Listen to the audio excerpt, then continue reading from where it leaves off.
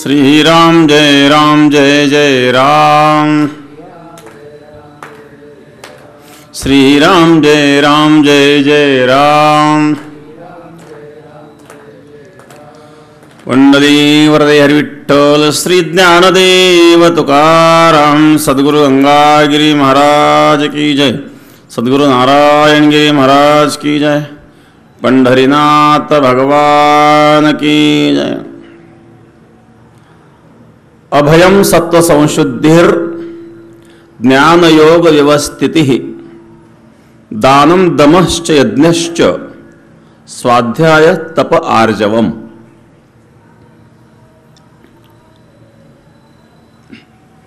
गंगा विशुद्धम नितपाद स्पर्शम सरोवेष्टितम चुंबितम पुण्यस्थानम सराली स्थितंतम समाधिस्तमूर्तिम नमामि गंगागिरि योगिराजम। शुचि शीलः समोलक्षः सप्रतापि जितेन्द्रियं तम नारायणगिरिं वंदे सच्चिदानंद विग्रहम्। सद्गुरु योगराज गंगागिरी महाराजांच्या कृपेने सद्गुरु श्री नारायणगिरी महाराजांच्या आशीर्वादाने दत्तगिरी महाराज म्हणजेच हरिगिरी महाराज, नाथगिरी महाराज, सोमेश्वरगिरी महाराज, गुरु नारायणगिरी महाराज या सर्वच महापुरुषांच्या आशीर्वादाने हा 173वा असणारा अखंड हरिनाम सप्ताह आणि या सप्ताहाच्या या प्रवचन सेवेचा योग उपस्थित सर्व भक्तगण, भजनी मंडळ, महाराज मंडळी, सुंदर अशा प्रकारे प्रेमाने आनंदाने भजन चालू आहेत। परमार्थाचा आनंद आपण सर्व घेत आहोत आणि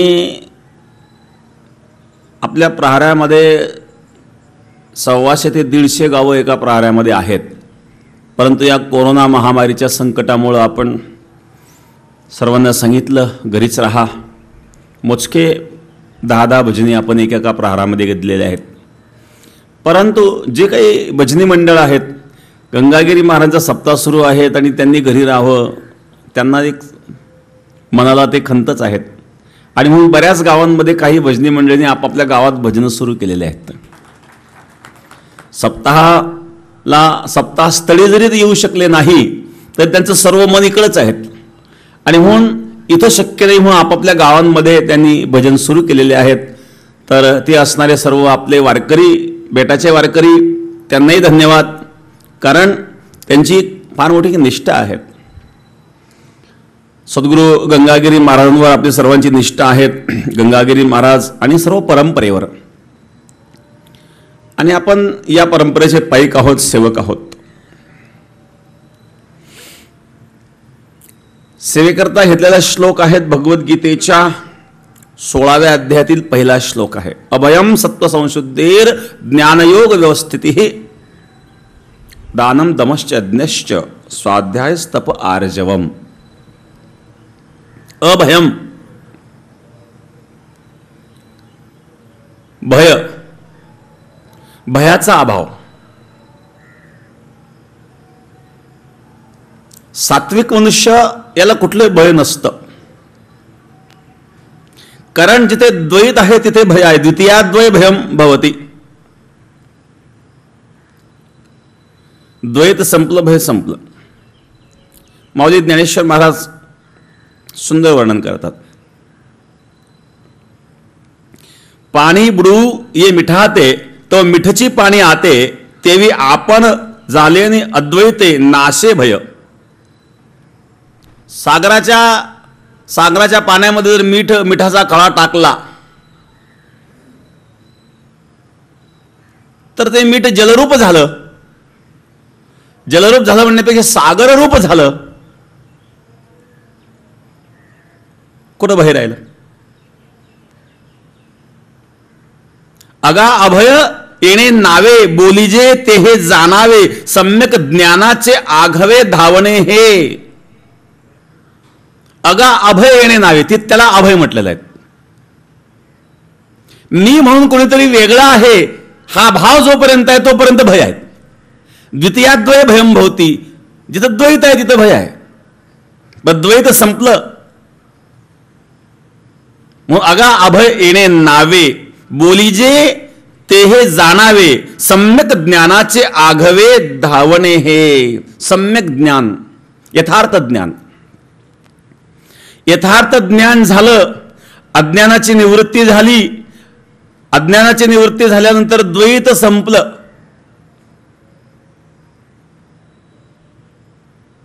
मी माझे बुललोगा ठाई जेथेच्या तेथे, अदृश्य तेची झाले काही दृश्य जे होते, जे दृश्य होतं ते अदृश्य झालं.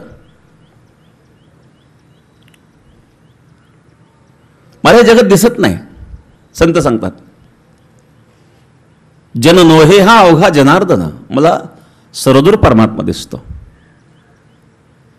सहज मी आंधळागा निज निराकार पंथे, वृत्ती हे निवृत्ती झाली जन न दिसे तिथे.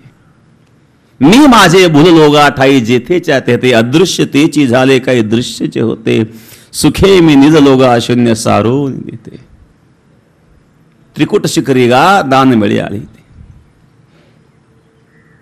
फार सुंदर वर्णन आहेत. शून्य अवस्था, सुखे मी निज लोगा शून्य सारोन येते. मला जगत दिसत नाही. मी आणि माझं सगळं संपलं. मी माझे बुललोगा ठाई जेथेच्या तेथे, त्याच क्षणी मी आणि माझं संपलं. यथार्थ ज्ञान जेव्हा होतं. एखाद्या गुफेमध्ये हजारो वर्षापासून अंधार आहे, परंतु त्या ठिकाणी जर आपण दिवा घेऊन गेलो तर एका क्षणात अंधार संपला. दिव्याच्या प्रकाशापुढे हजारो वर्षापूर्वीचा जरी अंधार असला तरी प्रकाश आल्याबरोबर अंधार संपला. तसं यथार्थ ज्ञान झाल्यानंतर जन्मोजन्माचं अज्ञान एका क्षणात संपलं. मिठाचा खडा पाण्यात टाकला, जलरूप झाला. सागरात टाकला, स्वतःचं अस्तित्व राहिलं नाही, पण तो सागररूप झाला, व्यापक झाला. तसा जीवाचा जीवपणा जेव्हा नष्ट होतो त्यावेळेला जीव ब्रह्मापासून वेगळा नाही आहे, त्या ब्रह्माशी तो एकरूप होतो. आणि अहंता आणि ममता त्याची संपते. हे ज्ञान झाल्यानंतर भय नाहीसं होतं. पण संसारात भय आहे.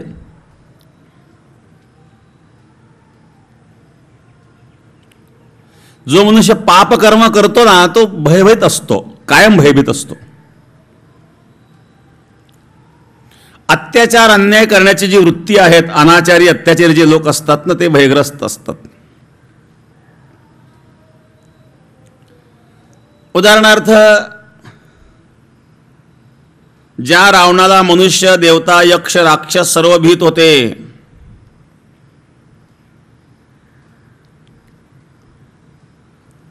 त्रैलोक्यावर विजय मिळवला होता रावणाने. काही कमी नव्हतं, संपत्तीची कमी नव्हती. 80,000 बायका होत्या रावणाला. संपत्ती तर सोन्याची लंका होती. शुद्ध कांचनाची सप्तकोटी, 7 कोटी घरं सोन्याची होती. ब्रह्मदेव ज्याच्या घरी पंचांग सांगायचं काम करीत असे, पंचभूतांना त्यांनी आपल्या ताब्यात ठेवलेलं होतं. नवग्रहांची पायरी ज्यांनी केलेली होती. सर्व विश्व रावणाला भीत होतं. पण रावण जेव्हा सीतेचं हरण करण्याकरता गेला तेव्हा भीतोय. कारण लक्ष्मणने रेखा ओढलेली होती ना, आणि लक्ष्मणाने सांगितलं रेखेच्या बाहेर जाऊ नको, जी रेखा ओढलेली आहे त्याच्या बाहेर जाऊ नको, सीताबाईला सांगितलं. पण ती रेषा ओलांडून आत येण्याची रावणाची हिंमत नाही बरं का.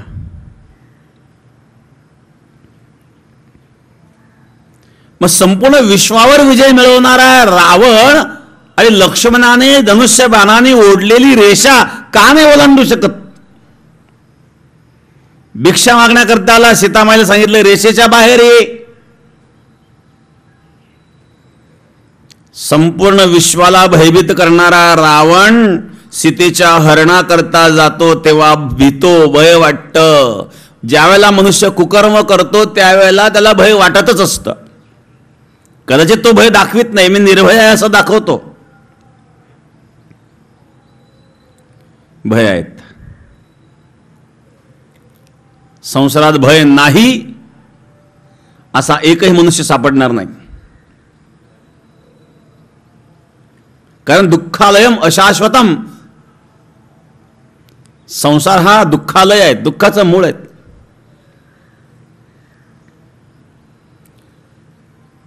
आणि अशा प्रकारे ठाऊकची आहे संसार दुःखाचा, हे सर्वांना माहिती आहे. दुःख बांधवडी आहे हा संसार, सुखाचा विचार नाही कुठे. इथं सुखाचा विचार सुद्धा नाहीये. एकमेकाशी चर्चा करताना लोक एकमेकाचे दुःख सांगतात एकमेकाला. काही काही सुखाचं वरून बोलताना जरी बोलत असले तरी आतलं दुःख सांगत नाही.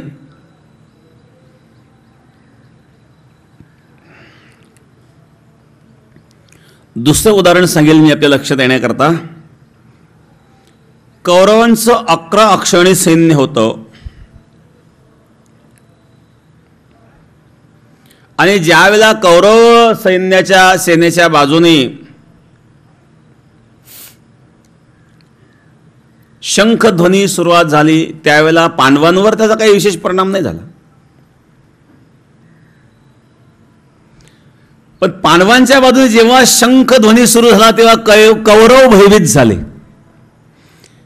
पांडवांच्या बाजूने 7 अक्षौहिणी सैन्य होतं आणि कौरवांकडे 11 अक्षौहिणी सैन्य होतं. म्हणजे पांडवांपेक्षा 4 अक्षौहिणी सैन्य हे कौरवांकडे जास्त होतं.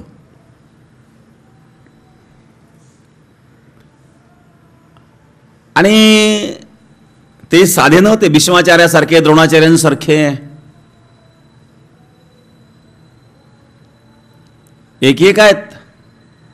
21 वेळा पृथ्वी निक्षत्रिय करणाऱ्या परशुरामजीला सुद्धा ज्यांनी परास्त केले ते भीष्माचार्य आहेत.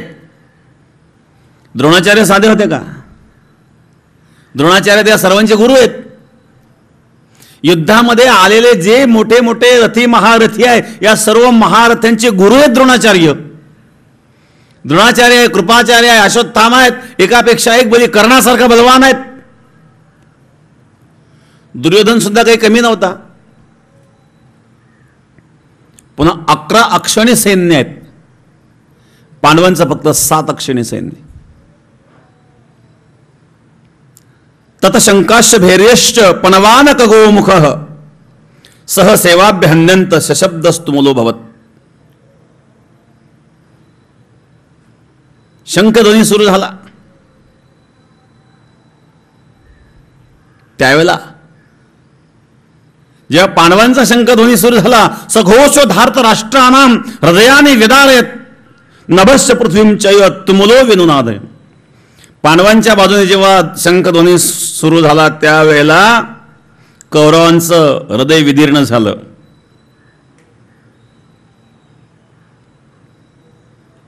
मग कौरवांनी जेव्हा शंखध्वनी सुरू केला तेव्हा पांडवांचं हृदय मात्र विदीर्ण झालं नाही. कारण ज्याची सत्य बाजू असते त्याच्यामध्ये आत्मबल असतं. असत्य वागणारा मनुष्य कितीही मोठा असला तरी त्याच्याकडे भय आहे, तरी तो भीतो. अत्याचार करणारा, अन्याय करणाराचा हृदय कमजोर असतो म्हणून तो भयभीत होत असतो.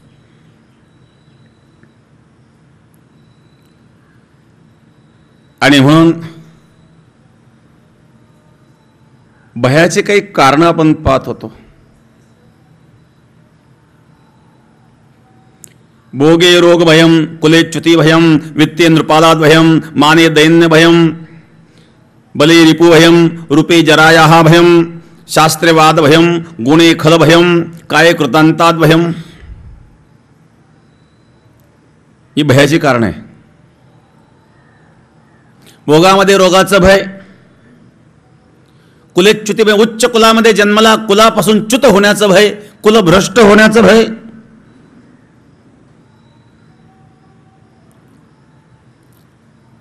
वित्ते नृपालाद भयम, पैशावाल्याला चोराचं भय, चोराचं नसेल तर पोराचं भय, चोराचंही नसेल पोराचंही नसेल तर राजाचा इन्कम टॅक्सचं भय, वित्तेंद्रपालात भयम.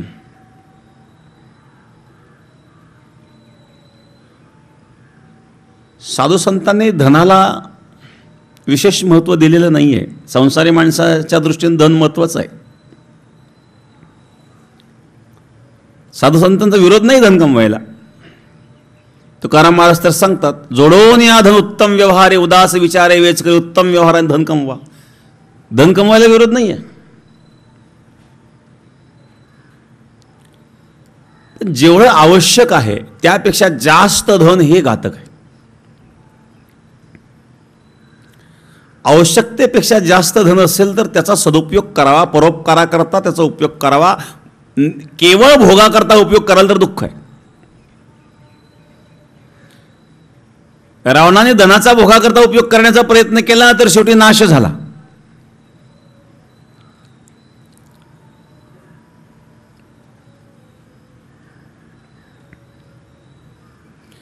श्रीमद भागवताच्या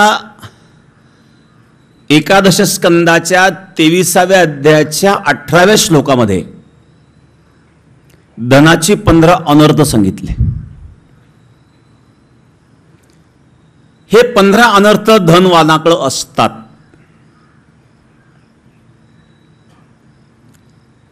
स्तेयम हिंसा नृतम दंभ कामः क्रोधः स्मयो मदः भेदो वैरमश्वासः संस्पर्धा व्यसनानीच एते पंचदशार्थ ह्यर्थ मूला मता नृणाम. हे पंचदश म्हणजे 15 अनर्थ आहेत. कोणकोणते? स्तेयम म्हणजे चोरी, हिंसा, नृतम म्हणजे खोटे बोलणे, दंभ, काम, अहंकार, क्रोध, भेदबुद्धी, वैर, अविश्वास, स्पर्धा, लंपटपणा, जुगार आणि मद्य. हे 15 अनर्थ आहे आणि धनवानाकडे येतात. चोरी, तुम्ही म्हणाल धनवान आहे त्याला चोरी करायची काय गरज आहे? मग तो टॅक्स लपवतो म्हणजे चोरी करतोच ना. इकडे पैसे लपवतो, तिकडे सगळे पैसे बँकेत टाकीत नाही, हिशोबाला पूर्ण दाखवित नाही. कारण एवढे पैसे सगळे दाखवायचे मतलब टॅक्स खूप भरावा लागेल आणि आपलं सगळं ओपन होईल. याचा अर्थ चोरी करतोय ना. कितीही मोठा, जो जितका जास्त मोठा तो तितका जास्त चोरी करतो. चोरी हा दोष आहे. हिंसा, कारण धनवानाकडे हा दोष येतोच, कारण त्याला धन सांभाळायचं म्हटल्यानंतर तुमच्याकडे जर धन आलं तर या धनाला लुटणारे काही लोक तुमच्याकडे येतात. किती मनुष्य सज्जन असला पण तो जर धनवान असेल, जास्त धन त्याच्याकडे असेल तर त्याला भीती येत चोरांची आणि म्हणून त्याला हिंसा करावी लागते. धन टिकवण्याकरता हिंसा करावी लागते सज्जनाला सुद्धा प्रसंगाला तर. आणि तसा प्रसंग येऊ शकतो धनवानाकडे. हिंसा हा दोष त्या ठिकाणी येतो. असत्य बोलणे, खोटे बोलणे. श्रीमंत मनुष्य पैशावाला तो सांगेल का कोणत्या बँकेत कोणत्या खात्यावर किती पैसे आहेत? एखाद्याने विचारलंच तर खोटं सांगेल, नाही आपल्याकडे कुठं काय आहे, आपल्याकडे कर्ज आहे हो. तो कर्जही काढून ठेवतो, कर्ज दाखवतो पण बॅलन्स दाखवित नाही. असत्य, धनवान मनुष्य असत्य बोलतो आणि असत्य बोलावं लागतं. एखाद्या चोराने तुम्हाला विचारलं तुमच्या खिशात किती पैसे आहेत, तुमच्या खिशात 10 लाख रुपये, तुम्ही जर सांगितलं माझ्या खिशात 10 लाख आहे, तो चोर काय लुटेल ना तुम्हाला. याचा अर्थ काय झाला? खोटं बोलावं लागणार आहे. ज्याच्याकडे काहीच नाही त्याला गरज नाही खोटं बोलायची. तुकाराम महाराज सांगतात, आम्ही सदैव सुळके जवळ येता चोर धाके, जाऊ पुरती भिके कुत्री घर राखेती. जवळ येता चोर धाके, चोराला आमच्या जवळ यायची भीती वाटते. कारण चोराला लुटाय करतात काहीच नाही, पण चोराला वाटतं न जाणे या बाबाला दक्षिणा द्यावं लागेल.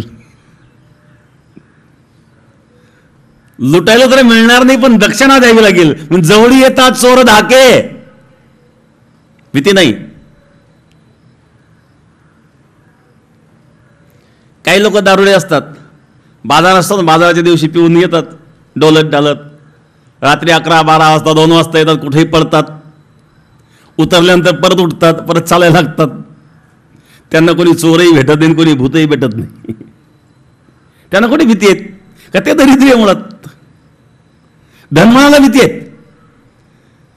धनवान असा रात्री 12-1 वाजता त्या दारुड्याप्रमाणे असं एकटा नाही जाऊ शकत. चोरी, हिंसा, असत्य वचन, दंभ, दांभिकता नसावी. हित व्हावे तरी दंभ दूरी ठेवा. तुकाराम महाराज सांगतात, आपलं हित व्हावं असं जर वाटत असेल तर दंभ दूर ठेवा.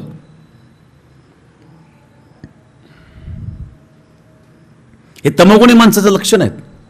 दंभो दर्पो विमानश्च क्रोध पारुष्यमेवच, हे आसुरी विचार असणाऱ्या लोकांची लक्षण आहेत.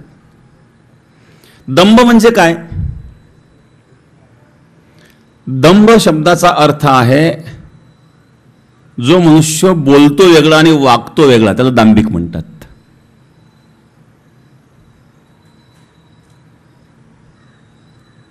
आणि श्रीमंताला, पैशावाल्याला असंच करावं लागतं. दाखवायचं वेगळं आणि बोलायचं वेगळं, हे करावंच लागतं. हे अनर्थ येतातच. जिथं धन आले तिथे 15 अनर्थ आलेच. आणि हे वाक्य कोणाचे आहेत? हे कदरयू ब्राह्मणाचे आहेत. श्रीमद भागवताचा 11 स्कंदाचा 23वा जो अध्याय आहे, या 23व्या अध्यायामध्ये कदरयू ब्राह्मणाचं आख्यान आलेलं आहे. आणि त्याचा अनुभव त्याने सांगितलाय, कारण हा फार लोभी होता, धनवान होता आणि लोभी होता. कवळीच्या लाभाकरता क्षुद्राकडे जाण्याची तयारी, स्वतः उपभोग कधी केला नाही, दुसऱ्याला आपल्या धनाचा उपभोग घेऊन दिला नाही, अशा वृत्तीचा असणारा हा कदरयू ब्राह्मण होता. नाव कदरयू होतं आणि त्याला सगळे कदरलेच होते. अशा लोकांना कदरतातच घरातले लोक. चांगलं धान्य मार्केटला, काही लोक बघा चांगले चांगले कांदे मार्केटला आणि जोड कांदे, सडलेले कांदे ते घरी खायला ठेवतात. जेव्हा भाव असतो तेव्हा, भाव नसले कोणी विचारित नाही. चांगलं धान्य मार्केटला, मग खळे केल्यानंतर ते मशीनमधून काही कण्या वगैरे निघतात, काही मातेरं असतं, ते नीट करायचं आणि ते घरी. मार्केटला म्हटलं चांगलं धान्य, घरी गाई म्हशी भरपूर, पण सगळं दूध डेअरीला. पाहुणे आले तर चहाला दूध नाही. लोभी माणसं अशी असतात. हा कदरयू लोभी होता, अतिशय लोभी. पोटाला कधी चांगलं खाणार नाही. माहेरी जर मुली आल्या भेटायला, मुलीला कधी पाहुणचार नाही, बाळतोड नाही. ते मुलींनी यायचं बंद करून टाकलं. भिक्षक एखादा दारामध्ये आला तर भिक्षा तर कधी दिली नाही, पण टोचून बोलत. काही लोक टोचून बोलतात. काही काम धंदे करता येत नाही का? दड्डाकडे दिसतो, काय भिक्षा मागतो, तुला द्यायचं नको देऊ बाबा. पण स्वभाव असतो काहींचा. अशा स्वभावाचा, अशा वृत्तीचा असणारा तो कदरयू. ते मुलं पत्नी वैतागले, त्याला त्रासलेत.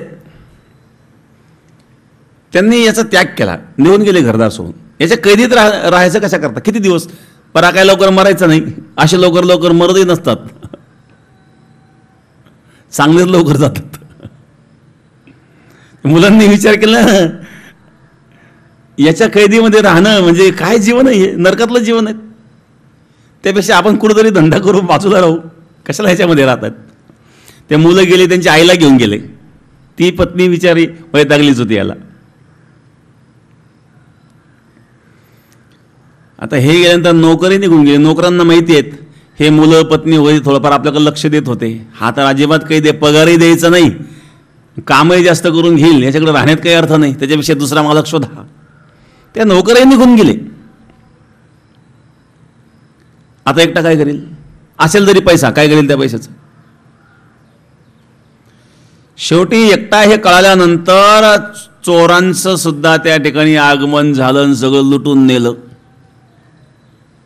धन सोनं नाणं सगळं चोरांनी लुटून नेलं. जाताना मुकट्याने गेले नाही, घराला काळी लावून गेले निघून, घरी पेटवलंच, जळालं, घर जळालं, गळ्यातले काही जमीन जुमल्याचे कागदपत्र होते तेही जळाले. खूप पाऊस झाला, नंतर त्या घरात पाणी गेलं. पूर्वीच्या काळात पेवामध्ये धान्य ठेवायचे, ते सगळं पाणी पेवांमध्ये गेलं आणि त्या पेवांमध्ये असणारं धान्यही सडून गेलं,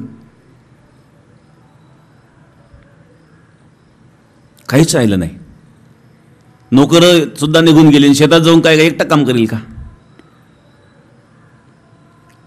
अशी परिस्थिती निर्माण झाली. भिक्षा मागण्याची पाळी त्याच्यावर आली. भिक्षा मागण्याकरता जेव्हा गेला तर लोक म्हणू लागले, कसा आला आता काळतोंड्या, हे काळं तोंड घेऊन आलं इथं, कधी आयुष्यात कधी कोणाला दान धर्म केला होता का?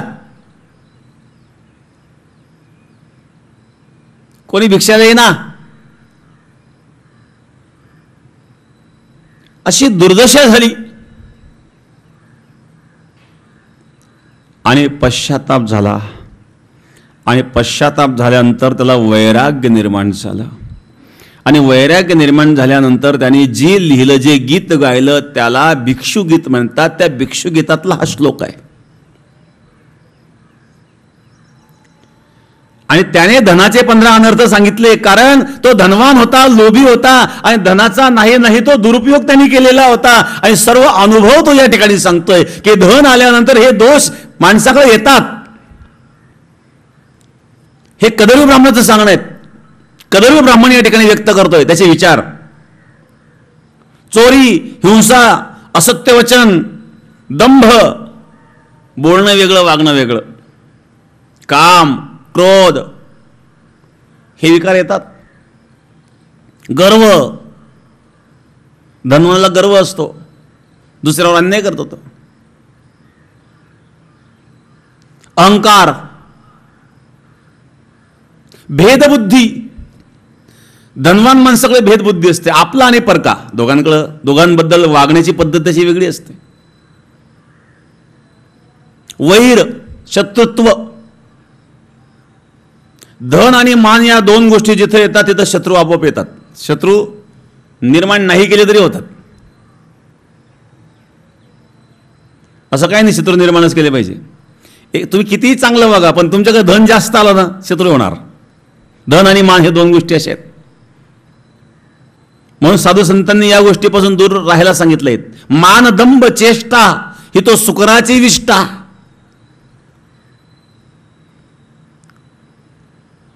मान सन्मानाला सुकराची विष्ठा म्हटलंय. मग साधूचं लक्षण आहे चातुर्य लपवी, महत्व हारवी, पिसेपणा मिरवी जगा माझी. वेण्यासारखा राहतो साधू, वेण्यासारखा राहतो, चातुर्य दाखवित नाही, स्वतःचं महत्व वाढावं हाही विचार तो करीत नाही. पिसेपणा मिरवी जगा माझी. धनवानाला वैर असतं, आपोआप वैरी निर्माण होतात. अविश्वास हा दोष धनवानाकडे असतो, कारण अनेकांनी विश्वासघात केलेला असतो. हे घडतं का? घडतच ते.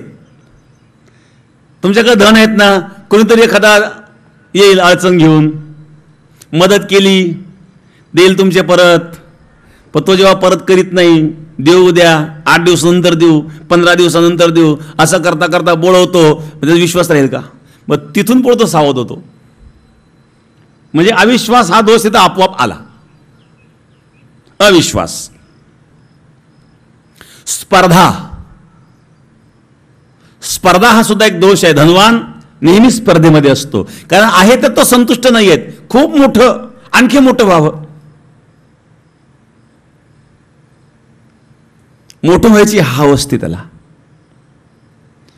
मनुष्याने जीवनामध्ये कुठेतरी थांबण्याची जागा ठरवली पाहिजे. ठीक आहे, करायचं म्हणजे किती करायचं? लक्षाधीश झाला, कोट्याधीश झाला, अब्जाधीश झाला, अजून किती? पण धनवान मनुष्य थांबत नसतो. आणि म्हणून त्याच्या तृष्णा असतात, अतिशय तृष्णा. आणि ज्याच्या तृष्णा मोठ्या आहेत तो दरिद्री आहे. कोवा दरिद्री विशाल तृष्णा. खरा दरिद्री तो आहे. दरिद्रस्तु असंतुष्टो, जो जीवनामध्ये असंतुष्ट आहे तो दरिद्री आहे. म्हणून खरे धनवान आम्ही आहोत, भक्त वारकरी.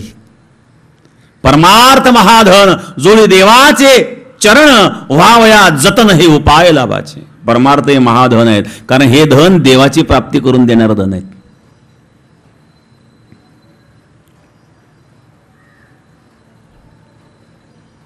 बाकीचं धन कबीरा सब जग निर्धनाह, धनवंता नाही कोय, धनवंता सो जानिये ज्याका राम नाम धन होय. राम नाम रूपे धन ज्याच्या जवळ आहे तो खरा धनवान आहे, बाकी सगळे निर्धन.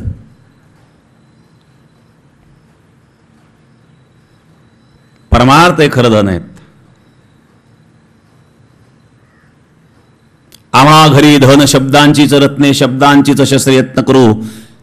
शब्द आमचे जीवाचे जीवन, शब्द वाटू धन जनलोका.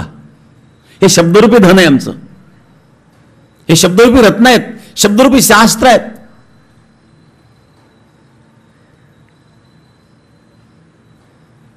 मग परमार्थ करणारे खरे धनवान आहेत की ज्या धनाने भगवंताची प्राप्ती होते, ज्या धनाने जीवनमुक्त अवस्था प्राप्त होते, ते खरं धन आहेत.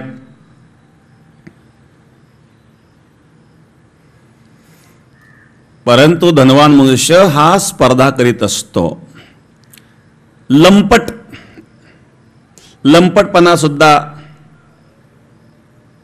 या धनवानाच्या मध्ये असते आणि व्यसनी असतो. संस्पर्धा व्यसनानिच. धनवान व्यसनी बनतात, कारण पैसा आल्यानंतर शेवटी त्याचं काय करायचं, काही म्हणतात परोपकार करायचे.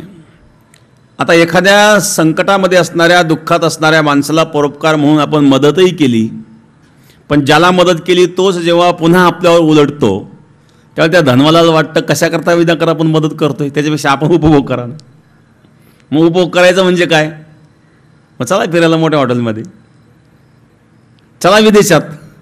कशा करता, याचं काय काम आहे तिकडं, याची काही तिकडे गरज आहे म्हणून फिरतो असं काही नाही आहे ना पैसा, मग संपवायचा आहे तो. म्हणजे व्यसन आपोआप जडतं ना. याच्या आशा आकांक्षा फार मोठ्या असतात ना. म्हणून एका कवीने फार सुंदर वर्णन की चाह पैसों से आने में आने लगी, चाह आनो से रुपये बनाने लगी. पैसा आल्यावर आण्याची इच्छा झाली, आणा आल्यावर रुपयाची इच्छा झाली. चाह रुपयों से नोटा छपाने लगी, रुपये आल्या नोटांची इच्छा झाली. नोटा आल्या, चाह नोटों से बिल्डिंग बनाने लगी. त्याला एखादा बंगला पाहिजे, बंगला झाला. चाह बिल्डिंग में मोटर को लाती रही, बंगल्यापुढं गाडी आली. आता गाडी आली तर गाडी घेऊन कुठं जाणार, चाह मोटर में होटल ले जाती चली. कारण पैसा आला त्याला हे बाकीचं सुचणार नाही. मग हॉटेलात जाऊन काय करणार, चाह होटल में बोटल खुलाती चली. व्यसन. पैसा आला म्हणजे तो मनुष्य व्यसनी बनतो. चाह जुगजुग से ज्ञानी की चेली रही. जो ज्ञानी आहेत त्याच्या मात्र ती ताब्यात आहे. चाह जुगजुग से ज्ञानी की चेली रही, चाह विषयी को नवी नवेली रही. जे विषयी लोक आहेत त्यांना नवीन नवीन इच्छा निर्माण होतात, ते नवीन आहेत सतत. चाह विषयी को नवी नवेली रही,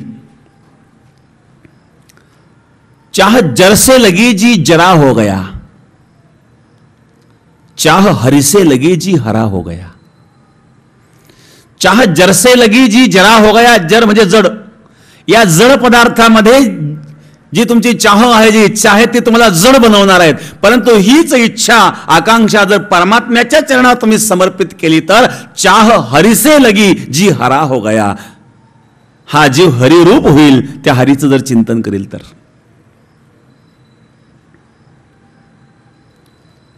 जुगार, मद्य, व्यसनाधीन होतो. 7 प्रकारचे व्यसन सांगितले एके ठिकाणी सुभाषितकाराने. द्युतंच मौसमच मदिराच वेश्या मृगयार्थ चौर्यम परदार सेवा एतानी सप्त व्यसनानी लोके घोराती घोरम नरकम नयाती. या जीवाला अतिघोर नरकात घालणारी ही 7 व्यसनं आहेत. ही पैसेवाल्याकडे असतात. गरीबाकडे पैसेच नाही व्यसन करायला. द्युतंच मांसभक्षण, मांसंच मदिराच वेश्या. द्यूत मांस, मदिरा, वेश्यागणम. मृगया म्हणजे शिकार करणे, जीवाची हत्या करणे. चौर्यम चोरी करणे. परदार सेवा, परस्त्रीगमन. एतानी सप्त व्यसनानी लोके. हे 7 व्यसनं जीवाला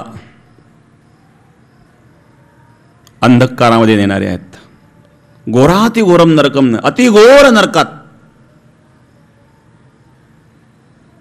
मग अतिसंपत्ती हे विपत्तीचं दुसरं रूप आहे. अतिसंपत्ती जर असेल तर तो मनुष्य सुखी नाही आहे. वित्ते नृपालाद भयम, माने दैन्य भयम. मान सन्मानाला दीनतेचं भय. कारण सन्मान कुठपर्यंत, जोपर्यंत तुमच्याकडे काही आहे तोपर्यंत सन्मान आहे.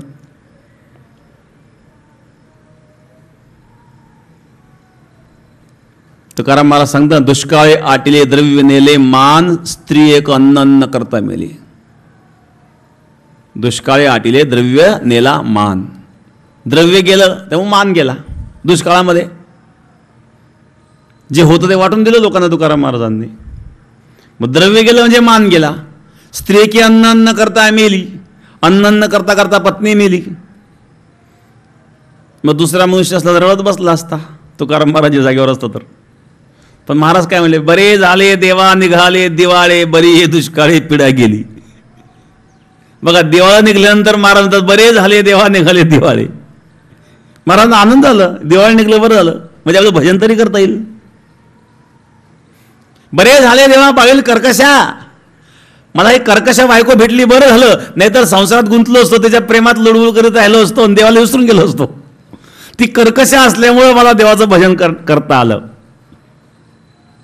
बघा, प्रतिकूल परिस्थिती जरी असेल त्या प्रतिकूल परिस्थितीतून अनुकूलता प्राप्त कशी करावी हे संत चरित्रातून शिकावं.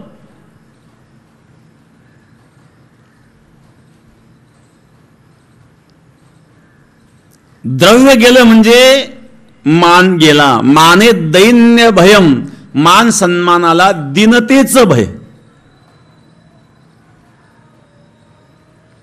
तुकाराम महाराज सांगतात, धनवंता लागी सर्व मान्यता आहे जगी, माता पिता बंधू जन सर्व मानिती वचन. सगळे ऐकतात. माता पिता बंधू जन सर्व सर्व मानिती वचन. तो बोलेल ती पूर्व दिशा. कोण? धनवान. सर्व जगात मान्यता आहेत, निर्णयाला कोण विचारतंय?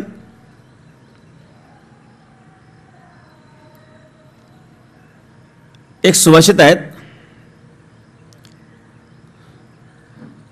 यस्यास्य वित्तम सनर्ह कुलीनः स पंडितः स श्रुतिमान गुणज्ञः स एव वक्ता सच दर्शनीयः सर्वे गुणाः कांचनम आश्रये. ज्याच्याकडे सोनं आहे, ज्याच्याकडे धन आहेत, हे सगळे गुण त्याच्याकडे आहेत. नसले तरी वित्त आहेत, सनर कुलीनः, तो किती वाईट वागणारा असला तरी तो कुलीन आहेत समाजामध्ये, कारण धनवान आहेत. सपंडितः, तो पंडित आहेत, त्याला टिप्पण करून देणं दुसरे आहेत. दुसरे विद्वान भेटतात ना, भाषण करायचं असेल तर भाषण लिहून देतात. पैसा असल्यावर काय, पैशाने अक्कलही विकत घेता येते. समाजामध्ये धनवानाला किंमत आहेत ना. सपंडित सश्रुतिमान गुणज्ञ, तो गुणज्ञ आहेत. कुठला गुण नसला तरी समाजामध्ये मात्र तो गुणवान आहेत. लोक स्तुती करतात त्याचे, काय गुणवान आहेत, काय ज्ञानी आहेत. स एव वक्ता. काय वक्तायत, काय बोलला हो तुम्ही, काय भाषण केलं, कोणीतरी लिहून दिलेत, याला कुठे बुद्धी आहे.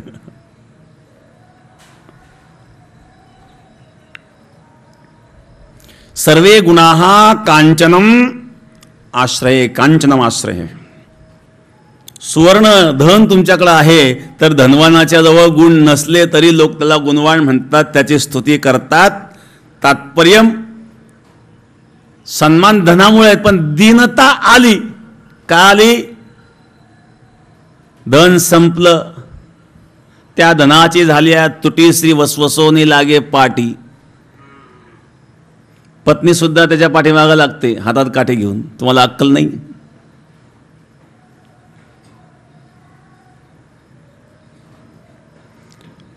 अशा प्रकारची अवस्था. आणि म्हणून आज जो मान सन्मान मिळतो आहे, जर दीनता आली तर हा मान सन्मान संपेल, म्हणून त्याला भय आहेत. लोक जरी त्याला माहिती आहेत हा सन्मान जो मिळतोय आपल्याला हा आपल्या कर्तृत्वाचा नाही आहे. ज्याला कर्तृत्वाचा सन्मान मिळाला असेल त्याला भीती नाही कोणाची, परंतु हा धनवान आहेत ना, आणि म्हणून याची स्तुती होते. याच्याकडे सत्ता असेल, धन असेल, म्हणून याला सन्मान मिळतोय. हा याला भीती आहेत दीनतेची. माने दैन्य भयम.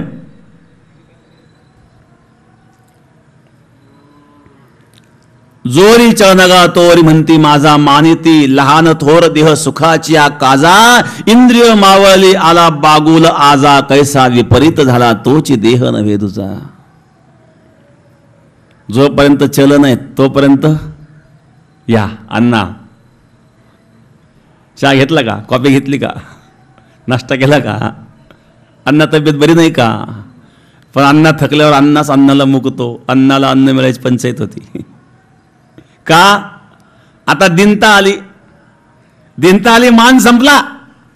माने दैन्य भयम.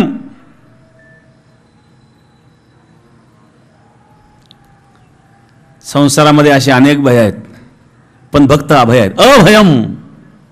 भगवान परमात्मा सांगतात अभयम सत्व संशुद्धीर ज्ञानयोग व्यवस्थिती. हे जो सत्वगुणी असतो ते सत्वगुणी व्यक्तीचे हे लक्षण सांगितले. दैवी संपत्ती आणि आसुरी संपत्ती. ही दैवी संपत्ती आहे, भय नाहीच. भक्ताचं भय नाहीच झालेलं असतं, पण संसारी मनुष्य भयग्रस्त असतो. बले रिपू भयम. एखादा बलवान आहेत, पैलवान आहेत, त्यालाही त्याच्या तोडीचे शत्रू असतातच ना. एका बलवानाला दुसऱ्या बलवानाचं भय. बले रिपू भयम. रिपू म्हणजे शत्रू.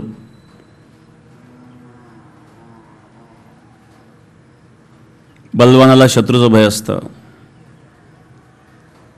मोठा पैलवान आहेत, मग त्याच्या भोवती संरक्षणाकरता अनेक पैलवान असतात. मग तो जर स्वतःच पैलवान आहे त्याला कशाला गरज आहे, कशाची गरज आहे त्याला स्वतःच संरक्षण करण्याची काय आवश्यकता आहे. का संरक्षण करून घ्यावं त्याने, तो तर पैलवान आहे ना, बलवान आहे ना.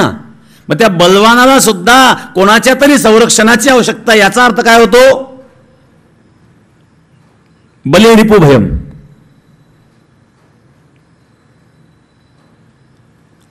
हे शत्रू आहेत.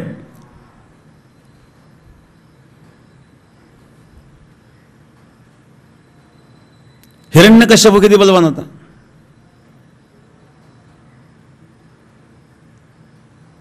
शेवटी उन्मत्त झाला. बल आल्यानंतर बलवान लोक उन्मत्त होतात आणि उन्मत्त होऊन अन्याय करतात आणि शत्रू वाढवून घेतात. जरासंध होता. जरासंधाने भगवान कृष्णाशी शत्रुत्व विनाकारण निर्माण केलं. काही लोक विनाकारण शत्रुत्व निर्माण करतात, स्वभाव असतो. जरासंध. जरा म्हणजे व्याधी, संध म्हणजे संच, व्याधींचा संच म्हणजे जरासंध. श्रीमद भागवताच्या दशमस्कंदाच्या 49व्या अध्यायापासून जरासंधाचं वर्णन आलेलं आहे.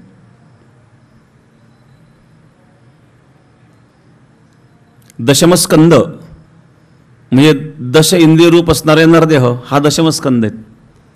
याचा 50वा अध्याय म्हणजे 50 उलटली, 50 वर्ष वय. दशमस्कंदाच्या 50व्या अध्यायामध्ये जरासंध आला. जरासंध म्हणजे व्याधी, व्याधींचा संच म्हणजे जरासंध. मणक्यात चमका, गुडघ्यात चमका, मानेला पट्टा, कमरेला पट्टा, बीपी, शुगर, एक एक रोग, हे जरासंधाचं आगमन आहे. जरासंधाने मथुरेवर 17 वेळा स्वाऱ्या केल्या होत्या. पण जोपर्यंत हे शरीररूपी मथुरा मजबूत आहे तोपर्यंत जरासंध पाठीमागं जावं लागतं. सर्दी, पळसत, किरकोळ रोग असतात तो सहन करतो. पण 50 उलटल्यानंतर तर जोर वाढतो जरासंधाचा.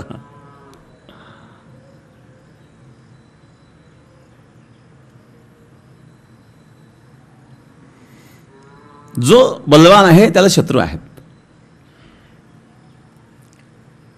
पण शत्रू निर्माण होतात आपल्या कर्तृत्वातूनच.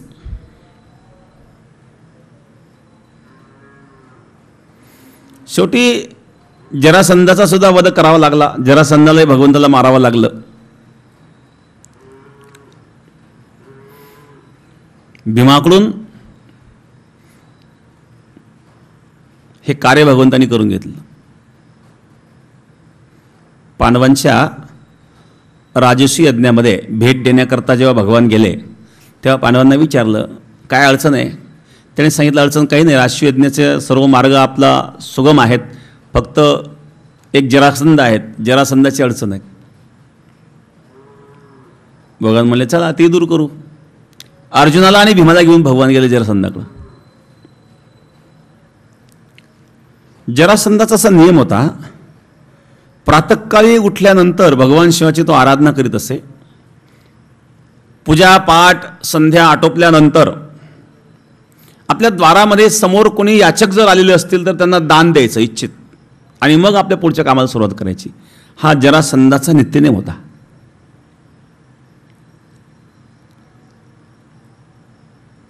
भगवान कृष्ण अर्जुन आणि भीमाला घेऊन गेले ब्राह्मणाच्या वेशामध्ये, वेश बदलून गेले. जरासंधाच्या द्वारामध्ये याचक बनून पूजा पाठ आटोपल्यानंतर जरासंध बाहेर आला. कोणी याचक आहे का काय पाहण्याकरता. पाहिलं तर भगवान कृष्ण, भीम, अर्जुन वेश बदलून आलेले असल्यामुळे त्याला ओळखले गेले नाही. पण जरा बारीक पाहत होता, कुठंतरी पाहिल्यासारखं वाटतं यांना. ओळखू येत नाही पण पाहिल्यासारखं वाटतंय. कोण आहेत म्हणले हे. भगवान पुढे आले. भगवान कृष्णाने सांगितलं ओम भवती भिक्षाम देही. काय पाहिजे ब्राह्मण देवता. भिक्षा मागा. कसली भिक्षा. सांगितलं आम्हाला तुमच्या युद्ध करायचे, युद्धाची भिक्षा पाहिजे.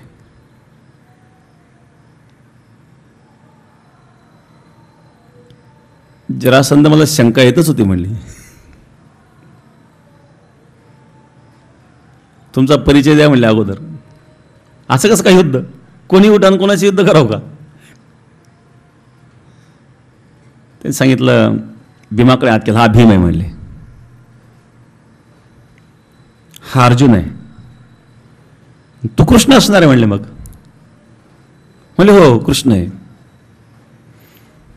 जरासंधाने सांगितलं तुम्ही आल्याबरोबर मी हा तर्क केला. जरासंधाची बघा इतकी सूक्ष्मदृष्टी होती. मी जेव्हा भीमाकडे पाहिलं, भीमाचे बाहू, त्याच्या नसा, हे सगळं पाहिल्यानंतर माझ्या लक्षात आलं की हा गदाधारी असला पाहिजे. आणि अर्जुनाला धनुष्यबाण ओढताना इथं हाताच्या मध्यभागी नेहमी धनुष्यबाण ओढून जो घट्टा पडलेला होता, तो जेव्हा मी पाहिला तेव्हा माझ्या लक्षात आलं की हा धनुर्धारी असला पाहिजे. आणि सांगितलं कृष्णा तुझ्या बोटाला जो सुदर्शन चक्राचा घट्टा पडलेला तो पाहिल्यानंतर माझ्या लक्षात आलं की हा सुदर्शन चक्र चालवणारा असला पाहिजे. हे मी ओळखलं म्हणलं तुम्हाला. ठीक आहे काय पाहिजे म्हणजे भिक्षा. युद्ध कोणाशी. आमच्या तिघांपैकी कोणी निवडा. जरासंध म्हणलं, कृष्णा तुझ्याशी मी युद्ध करू शकत नाही, का रणांगणामध्ये शत्रूला पाड दाखवून जो पळतो तो काय युद्धाच्या लायकीचा आहे का. भगवंताचं एक नाव आहे रणछोड राय. रणछोड राय नाव का पडलं, रणांगणामध्ये पळून गेलं म्हणून रणछोड राय.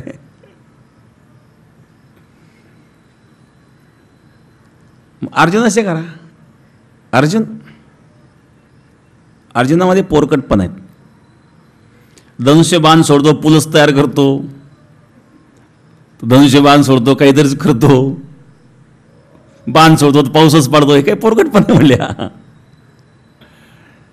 भीमाशी करा. ठीक आहे, भीम तुमच्या दोघांपेक्षा बरा आहे म्हणले. माझ्याबरोबर टिकणार नाही, पण तुमच्या दोघांपेक्षा भीम बरा वाटतं म्हणलं मला. सुरू. घरातून त्यांनी 2 गदा आणल्या जरासंधाने. एक गदा स्वतःच्या हातात घेतली आणि दुसरी गदा भीमाच्या हातात दिली. युद्ध सुरू.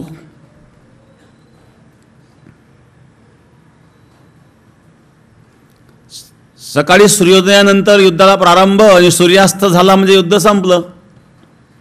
मग संध्याकाळी भोजनाची व्यवस्था जरासंधाच्या घरी, कारण पाहुणे आहेत ना. बघा भगवंताची कला. रात्री जरासंधाच्या घरचं खायचं आणि सकाळी पुन्हा जरासंधावर गदा जरासंधाचीच. रात्री पाहुणे आहेत, संध्याकाळ झाली, युद्ध संपलं. 1 दिवस, 2 दिवस, 10 दिवस गेले, 15 दिवस गेले, 20 दिवस गेले, 27 दिवस झाले. भीम कृष्णाकडे आला. कृष्णा, सकाळपासून संध्याकाळपर्यंत युद्ध चालू असतं, तुमचं चालू आहे टाइमपास, करमणूक, मी मारायला लागलोय. हा जरासंध माणूस आहे का लोखंड आहे का काय म्हणले. जरासंधाला मी मारू शकत नाही, मी हरवू शकत नाही म्हणले. काहीतरी करावं लागेल, नाही तर मी रात्रीतून पळून जाईल म्हणले. भगवान म्हणले, भीमा अरे मन के हारे हार है, मन के जीते जीत. मनाने जो हरला ना तो हरला. मनोबल फार महत्वाचं असतं प्रत्येक कार्यामध्ये विजयाकरता. उद्या माझ्याकडे लक्ष दे. पुन्हा युद्ध सुरू झालं. भगवंतानी दर्भाचे एक काळी घेतली, त्याचे 2 भाग केले आणि दोन्ही विरुद्ध दिशेला फेकले. भीमाच्या लक्षात आलं. भीमाने जरासंधाला पकडलं, खाली पाडलं. एक पाय पायाखाली दाबला, दुसरा पाय हातात धरला आणि ओढला आणि 2 भाग केले. दोन्ही विरुद्ध दिशेला फेकले. जरासंध मेला.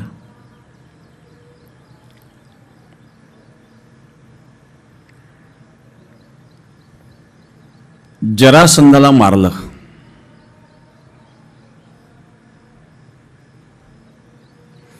जिथं बलाचा प्रसंग येतो तिथं बले रिपू भयम.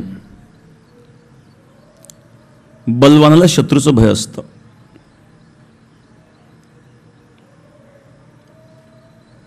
पांडव सज्जन होते तरी पांडवांना शत्रूचं भय होतं, कारण जिथं बलाचा संबंध येतो, संपत्ती, बल म्हणजे केवळ शारीरिक बलच नाही, मानसिक बल, ते बल आहेत. धन, पैशाचं, धनाचं बल, प्रतिष्ठेचं बल, सत्तेचं बल, हे सगळे बल या शब्दामध्ये येतात. तिथं रिपू म्हणजे शत्रू आहेत. बले रिपू भयम.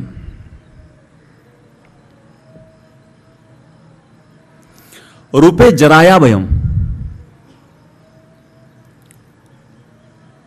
सौंदर्याला म्हातारपणाचं भय. किती सुंदर दिसत असेल पण म्हातारा झाल्यानंतर जेव्हा सुरकुत्या पडतात तेव्हा सुंदरता गेली. रूपे जराया भयम. म्हातारपणाचं भय. म्हातारपण सांगून येत नाही, पण ते आल्याशिवाय राहत नाही आणि म्हातारा व्हावं कोणाला वाटत नाही, म्हणून केस काळे करतात, म्हातार दिसू नये म्हणून. पण हे जी जरा आहेत हे विचारून येत नाही. बरं ती आल्यानंतर पुन्हा जात नाही, ती घेऊनच जाते. आणि ते कधी येते आपल्याला सांगून येत नाही, कळतही नाही. मनुष्य अचानक कसा म्हातारा होतो त्यालाही कळत नाही, कारण तो म्हातारा मानितच नाही स्वतःला. एखाद्या म्हाताऱ्याला विचार तुम्ही किती तारखेपासून म्हातारा झालात, सांगता येईल का? नाही सांगता येत. पण हळूहळू शरीर क्षीण होत चालतं. शरीर हे क्षीण होत चालतं म्हणून त्याला शरीर म्हणतात. शिर्यते इति शरीर. शरीर का म्हणतात? शिर्यते म्हणजे त्याचा क्षय होत चालतो म्हणून त्याला शरीर म्हणतात. शरीर शब्दाचाच अर्थ असा आहे की ते सतत सतत क्षीण होत चालतं. आणि हळूहळू हळूहळू सुंदरता कमी व्हायला लागते आणि शरीरावर सुरकुत्या पडायला लागतात. म्हातारपण येतं. पण तो मनाने म्हातारा होत नाही, अपेक्षा आशा सुटत नाही. म्हणून आद्य शंकराचार्य महाराज वर्णन करतात चरपट पंजरिका स्तोत्रामध्ये, अंगम गलितम पलितम मुंडम दशन विहीनम जातम तुंडम वृद्ध्वा याति गृहीत्वा दंडम तदपि न मुंच त्याशा पिंडम भजगोविंदम भजगोविंदम भजगोविंदम मूढमते प्राप्ते सन्निहिते मरणे नहि नहि रक्षति डुक्रेंकरणे. अंगम गलितम पलितम मुंडम दशन विहीनम जातम तुंडम वृद्ध्वा याति गृहीत्वा दंडम. वृद्धत्वाचे लक्षण सांगितलं या ठिकाणी. केस पांढरे झाले, अंगम गलितम, हातपाय गळून पडले, थरकाप व्हायला लागला, इंद्रियातली शक्ती कमी झाली, वृद्धावस्था दिसायला लागली. पण तदपि न मुंचते आशा पिंडम, न मुंचती आशा पिंडम, तरी सुद्धा याची आशा सुटत नाही.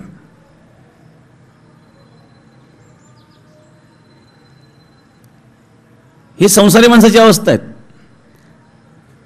वृद्ध अवस्था निर्माण झाली परंतु जगण्याची आशा संपली नाही. या ठिकाणी आद्य शंकराचार्य महाराज सांगतात, त्याकरता भजगोविंदम भजगोविंदम भजगोविंदम मूढमते. अरे मूर्खा, भगवंताचं भजन कर. आता भजनाची वेळ आली. गुणे खल भयम. गुणवानाला खळाचं भय. इथं खळ शब्द जो वापरलेला आहे, माऊली ज्ञानेश्वर महाराज सुद्धा वर्णन करतात ना पसायदानामध्ये, जे खळांचे व्यंकटी सांडो तया सत्कर्मी रती वाढो. खळांची व्यंकटी, व्यंकटी म्हणजे वाकडेपणा, ज्याच्या स्वभावामध्ये वाकडेपणा असतो त्याला खळ म्हणतात. खळ आणि नास्तिक हे दोन वेगवेगळे आहेत. नास्तिको वेद निंदक, जो वेदशास्त्राची निंदा करतो तो नास्तिक. हा खळ नास्तिक नाही आहे. मग हा धार्मिकही असतो, हा माळकरी पण असतो, हा भजनही करतो, परमार्थही करतो, पण वाकळा चालतो. जे खळाची व्यंकटी सांडो, माऊलींनी जे व्यंकटी शब्द वापरला, व्यंकटी म्हणजे वाकडेपणा, ज्याच्या स्वभावामध्ये वाकडेपणा असतो तो खळ आहे. आणि गुणवानाला या खळाचं भय असतं. गुणे खल भयम, गुण त्या खळाला सहन होत नाही. तो वरून स्तुती पण करतो, काय गुणवान आहो तुम्ही, काय गाता हो तुम्ही, काय तुमचा स्वर, काय तुमचा आवाज, काय सुंदर मृदंग वाजवता तुम्ही, काय तुमचं वक्तृत्व. वरून तो गोड बोलतो परंतु त्याच्या स्वभावामध्ये वाकडेपणा असतो. आणि गुणे खलभयम. आपल्याला महाभारतात धृतराष्ट्राचं उदाहरण पाहता येईल. हा जो धृतराष्ट्र होता ना, कौरव पांडवांचं युद्ध जेव्हा सुरू झालं, शेवटी विदुराने धृतराष्ट्राला समजून सांगितलं, धृतराष्ट्र अजूनही वेळ गेलेला नाही युद्ध सुरू होण्याच्या आधी, हे युद्ध तू टाळू शकतोस.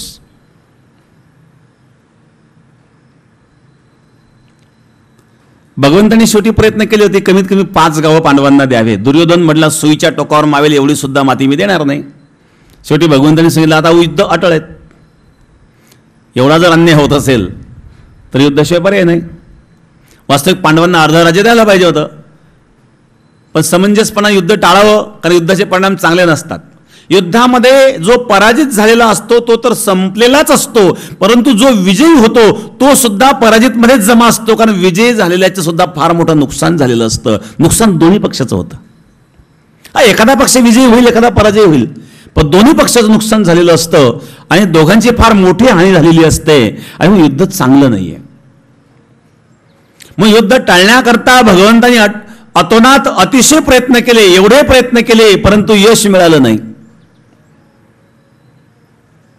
शेवटी भगवंतांनी सांगितलं आता युद्ध अटळ आहे. भगवान निघून गेल्यानंतर विदुर धृतराष्ट्राकडे गेले आणि शेवटी धृतराष्ट्राने धर्मराजाला एक निरोप पाठवला.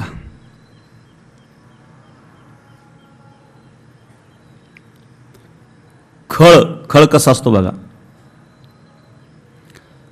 निरोप पाठवला की धर्मा, युद्ध हे चांगलं नाही आहे, युद्ध होऊ नये हीच माझी इच्छा आहे. मग युद्ध होऊ नये हे जर तुमची इच्छा आहे तर भगवंतांनी जर सांगितलं तर पांडवांना 5 गावं द्या म्हणजे युद्ध संपेल, युद्ध होणार नाही. धृतराष्ट्र त्या विषयावर नाही बोलत. धृतराष्ट्र म्हणतो आमचे ते मूर्ख आहेत, दुर्योधन मूर्ख आहे, पण तू तर शहाणा आहे ना. ही खळाची भाषा आहे बघा. वास्तविक धृतराष्ट्र युद्ध टाळू शकतो ना. धृतराष्ट्राने जर दुर्योधनाला सांगितलं दुर्योधन त्यांना 5 गावं देऊन टाक, युद्ध संपू शकतं. पण धृतराष्ट्र तसं म्हणत नाही. धृतराष्ट्र म्हणतो दुर्योधन मूर्ख आहे, पण तू शहाणा आहे ना, तू कशाला युद्ध करतो.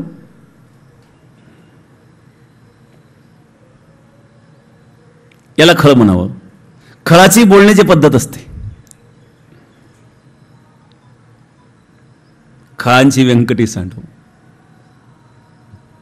ही एक वृत्ती आहेत. एक आहे कर्क वृत्ती.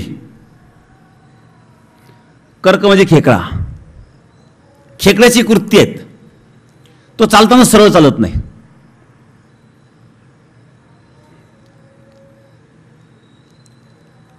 सरळ चालत, दिसायला तो सुंदर आहे असं काही नाही, दिसायला सरळ नाही, तो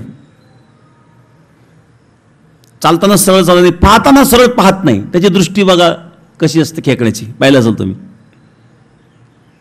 त्याला हात लावल्यावर काय करतो, नांगी मारतो. एकदा का नांगीमध्ये बोट पकडलं तुटेल पण सोडणार नाही. अशा प्रकारची वृत्ती असणारा जो वर्ग आहे की अनेकांना दुःख देण्याची प्रवृत्ती जी आहे याला कर्क वृत्ती म्हणतात. एक श्वान वृत्ती आहे. तुकाराम महाराज सांगतात करिता नव्हे नीट श्वानाची हे पूस. श्वानाचे पूस म्हणजे शेपूट, सरळ होत नाही, ते प्रयत्न केला तरी होत नाही. तर ज्यांच्या स्वभावात किती प्रयत्न केले तरी परिवर्तन होत नाही, ही श्वानवृत्ती. एक आहे ओष्ट्रवृत्ती. ओष्ट्रवृत्ती म्हणजे उंटाची वृत्ती. उंट जो असतो ना, उंटाला कडूपाला जास्त आवडतो. शक्यतो गोळपाला खात नाही तो. नाहीच मिळाला कडू तर गोळ खातो. पहिली पसंती उंटाचा कडूपाल्याची. तर ज्यांची पहिली पसंती आहे वाईट गोष्टीची, जेवढे काही दोष असतील ते सगळे दोष निवडण्याचा जो प्रयत्न करतो, अशा प्रकारची वृत्ती जी आहे उष्ट्रवृत्ती म्हणतात. उष्ट्रवृत्ती.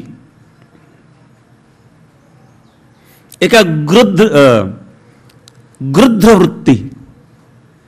गृध्रवृत्ती म्हणजे गाढव. पाठीमागून लाता मारतो पुढून चावतो.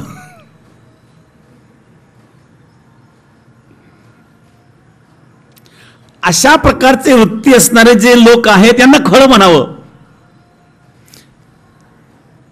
आणि गुणवानाला या खळाचं भय असतं. गुणे खल भयम.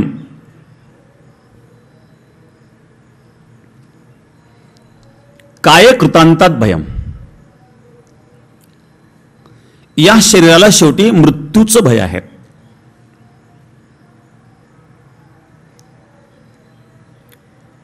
शरीर एक दिवस संपणार आहेत, मृत्यू हा येणार आहेत, हे अंतिम सत्य आहे. पण हे मनुष्य विसरतो. एकदा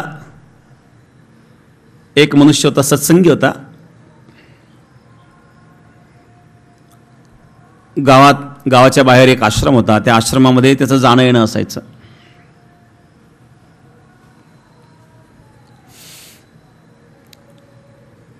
आणि शेवटी नोकरी करायचा तो. मुलं झाले, मुली झाली, मुलींचे लग्न झाले, मुलांचे लग्न झाले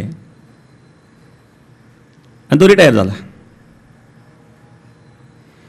मध्यंतरीच्या काळामध्ये संसारामध्ये जास्त अटकल्यामुळं, जास्त गुंतल्यामुळं पाहिजे तसा परमार्थ त्याला करता आला नाही. पण त्यांनी असा विचार केला, तर मुलं सगळे सोयला लागलेले आहेत, मुलीचे लग्न झालेले आहेत, आता आपण इथून पुढं चांगला परमार्थ करावा, भजन करावं, आपल्या गावाच्या बाहेर आश्रम आहेत, वेळ प्रसंग मिळाला तर आपल्या साधू संतांची घडेल ती सेवा करावी आणि भजन परमार्थ जो घडेल तो करावा. आहे आता वेळ, आपण रिटायर झालेलो आहोत, पेन्शनही मिळत आहेत आणि त्यानंतर सेवानिवृत्तीचे काही लाखो रुपये पैसे पण आपल्याला मिळाले. पहिलाही पूर्वीचाही बॅलन्स आहे, पैशाची अडचण नाही, घरी प्रॉपर्टी भरपूर आहेत, जमीन आहेत, जमीन वाडा सर्व काही व्यवस्थित होतं. पण आता आयुष्य संसारामध्ये गेलं, त्यामुळे संसाराचे सगळं जे जे आपण काही केले डोळ्यापुढे येतं ना. ध्यानाला जर आपण बसलो तर, एखादा शेतकरी जेव्हा ध्यानाला बसतो त्याला काय देवाचं ध्यान नाही कळत, मग त्याला कांदे दिसतात, सोडून चालले, भाव येईना. कारण जे कर्म मनुष्य करतो त्याचं चिंतन घडतं ना. आता यांनी आयुष्यभर जे काही केले, ठीक आहे, धार्मिकता आहे, परमार्थ करण्याची इच्छा आहे, साधक वृत्ती आहे, हे जरी असलं तरी आयुष्यभर जर संसार केला, नोकरी धंदा केले, तर ध्यान करताना भगवंत डोळ्यापुढे येत नाही ना, हे बाकीचंच दिसतं. स्मरण होत नाही भगवंताचं, पाहिजे तसं घडत नाही, त्याची मला खंत वाटत होती. आणि एक दिवस तो महात्म्यांकडे गेला. ले महाराज, मला एक खंत वाटते. काय? मला खूप परमार्थ करावा वाटतो. गेले संसारामध्ये दिवस संसारही केला, पण परमार्थाचे संस्कार असल्यामुळं काही काही लोक सेवानिवृत्त झाल्यानंतर पैसे मिळतात, एक नवीन धंदा सुरू करतात, पुन्हा दुसरा संसार सुरू करतात. मला तसं करायचं नाही. मग तुमच्याकडे पाहिलं तर मलाही हवा वाटतो की तुम्ही भगवंताच्या चिंतनामध्ये संपूर्ण आयुष्य भगवंताला वाहिलेत, सतत परमात्म्याच्या चिंतनामध्ये असतात. मलाही असं चिंतन घडावं. मला का घडत नाही बरं? जसं चिंतन तुम्हाला घडतं तसं मला का घडत नाही, असा प्रश्न विचारला. साधून सांगितलं, तुला उत्तर देण्याच्या आधी तुला एक गोष्ट सांगतो म्हणजे काय, तो 7 दिवसात मरणार आहे म्हणे. 7 दिवसात मरणार म्हटलं तर धाबदन आणलं. बरं, महाराज सांगतात, गुरु महाराज सांगतायत, खोटं बोलणार नाही, त्यांचे शब्द आजपर्यंत असत्य झालेले नाही आहेत. 7 दिवसात मरणार म्हणतायत. घाबरला तो, घरी गेला, मुलांना बोलवून घेतलं, पत्नीला बोलवून घेतलं, मुलीला सुद्धा बोलवून घेतलं सासरीवरून. सगळे बसले. मुलांना सांगितलं, मुलीला सांगितलं, पत्नीला सांगितलं, हे बघ, मी काल आश्रमात गेलो होतो आणि मला महाराजांनी असं सांगितलं की तुम्ही 7 दिवसात मरणार. आणि त्यांचे शब्द आतापर्यंत कधी खोटं ठरल्याचं असं काही मला जाणवलं नाही. असं म्हटलं, सगळे रडायला लागले. मुलं रडायला लागले, मुलगी रडायला लागली, पत्नी रडायला लागली, आई रडायला लागला. मुलं म्हणे, तुम्ही आमच्याकरता खूप केलं, आम्हाला शिकवलं, मोठं केलं, खूप कष्ट घेतले. पत्नी रडायची, तुम्ही गेल्यानंतर माझं कसं होईल. मुलगी सुद्धा खूप रडायला लागली. 2 दिवस सगळे एकदम अस्वस्थ होते. 3ऱ्या दिवशी मुलगा म्हणला, आता कामाला कुठेतरी जावं लागेल म्हणले आम्हाला, असं बसून कसं काय चालेल. ठीक आहे, तर तुम्ही तर जाणार आहात, आमचं कामधंदा सोडून आम्हाला जमेल का? कामधंदा तर करावं लागेल. मुलं कामधंद्याला निघून गेले. मुलगी म्हणली मलाही सासरी गेलं पाहिजे. सांगितलं काही झालं कमी जास्त तर मला कळवा फोन नाही, येईल मी.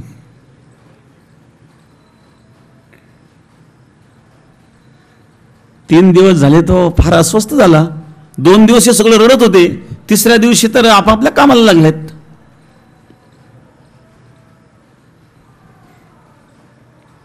शेवटी भगवंताशिवाय पर्याय नाही. भगवंताच्या भजनाला लागला, चिंतनाला लागलाय. त्यांनी ठरवलं आपल्याकडे जेवढा काही पैसा सगळं वाटून द्यायचं म्हणजे आपल्याला ठेवायचंच नाही. आता मुलांना जर काही गरज नसेल, आपली गरज कुठे कोणाला? 2 दिवस फक्त रडले, 3ऱ्या दिवशी गेले निघून सगळे. माझा कोणी विचार करायला तयार नाही. त्यांनी ठरवलं गोरगरिबांना बोलवलं, ज्या ज्या लोकांना काही अडचणी असतील ना त्यांना पैसे देऊन टाकले. मुलांना जेव्हा कळालं तेव्हा मुलांनी विरोध केला. मुलांना सांगितलं मला अजिबात विरोध करायचा नाही, मी माझ्या कष्टाने कमवलेले आहेत, मी कुठे खर्च करेल, तुम्हाला काय करायचं?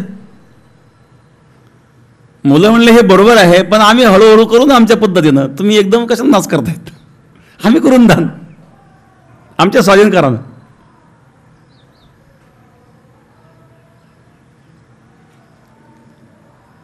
शेवटी एक मुलगा म्हणला हे बघा आता तुमचे राहिले 2 दिवस, आम्हाला असं वाटतं तुमच्या डोळ्यासमोर वाटण्या झालं तर बरं होईल,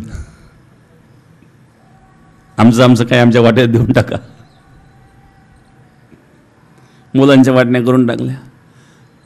पत्नी म्हणले माझं काय, सुनांचं काय भरोसा. काही पत्नीच्या खात्यावर टाकून दिले. गेले 5 दिवस, 6वा दिवस उगवला.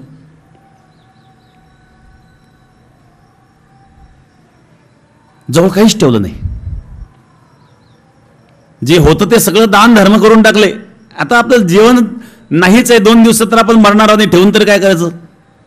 मुलांना दिले आपण, भरपूर दिलेत.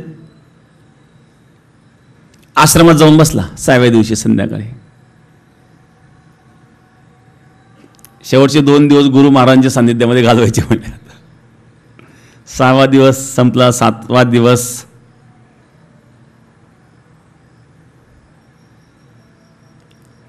सातव्या दिवशी रात्री 10चा टाइम दिला होता. रात्री 10 वाजता तुझा मृत्यू होणार आहे.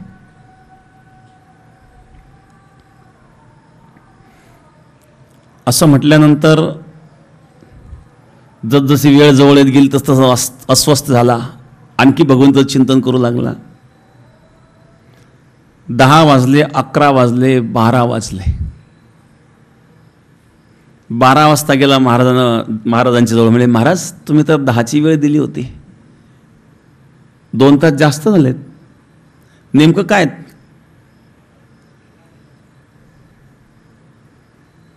महाराजांनी सांगितलं, मी सांगितलं 7 दिवसात मरणार आहे. प्रत्येक मनुष्य 7 दिवसातच मरत असतो. 8वा दिवसच नाही, आठवड्यात किती दिवस आहेत?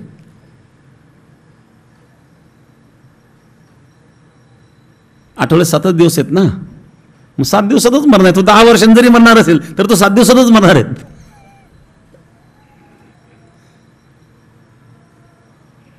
पहिलं सगळं दान धर्म करून टाकला, प्रॉपर्टी मुलांच्या नावावर करून दिली.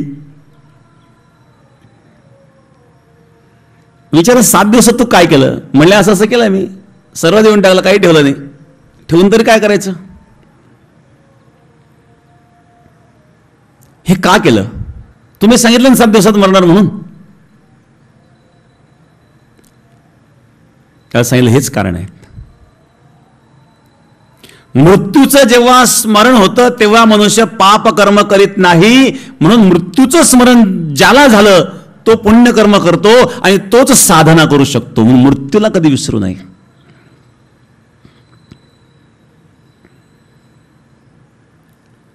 वैराग्यम एवं भयम, वैराग्यमेवा भयम.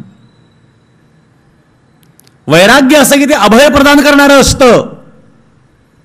म्हणून भगवान शिव स्मशानात राहतात. स्मशानात का राहतात? तर स्मशानामध्ये मृत्यूचं स्मरण होतं म्हणून स्मशानात राहतात. भस्म का लावतात? चिताभस्मालेप सृगपी नृकरोटी परिकरः. सर्व अंगाला चिताभस्म लावतात, कारण चिताभस्म लावताना हे स्मरण होतं की माझं सुद्धा एक दिवस असंच भस्म होणार आहेत. मृत्यूचं स्मरण.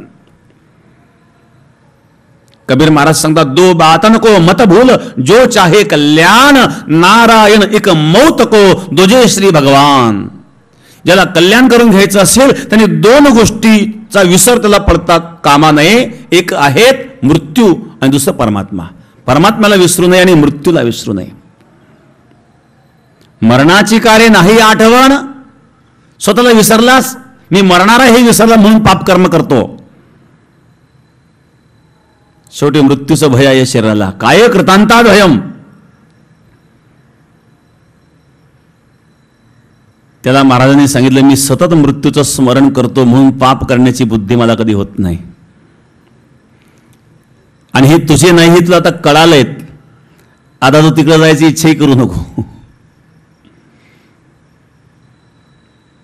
शेवटी वैराग्य मेवा भयम.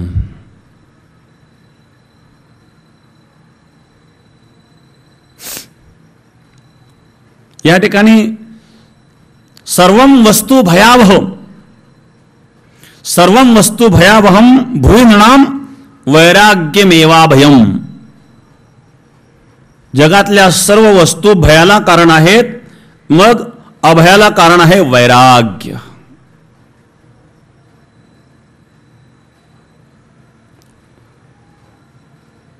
जगामध्ये वैराग्याशिवाय अभय मनुष्य प्राप्त करूच शकत नाही, हा सिद्धांत आहे. आणि ते वैराग्य अध्यात्म ज्ञानाने प्राप्त होतं. आणि ते वैराग्य म्हणजेच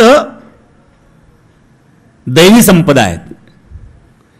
दैवी संपदेचं वर्णन भगवान परमात्मा या श्लोकामध्ये जे करतायत, अभयम अभयम, भयरहित त्याला होण्याकरता वैराग्य पाहिजे. वैराग्य म्हटल्यानंतर आपल्या दृष्टीसमोर सर्वात महत्त्वाचं उदाहरण, दृष्टांत उभा राहतो, तो म्हणजे शुकाचार्यांचा. नाना रंबे निही रूपे शुके नुठिजे कंदर्पे, का भस्मी वन्य उद्दीपे घृते जीवी. रंबेचं रूप ज्या शुकाचार्यांना मोहित करू शकलं नाही ते शुकाचार्य आहेत.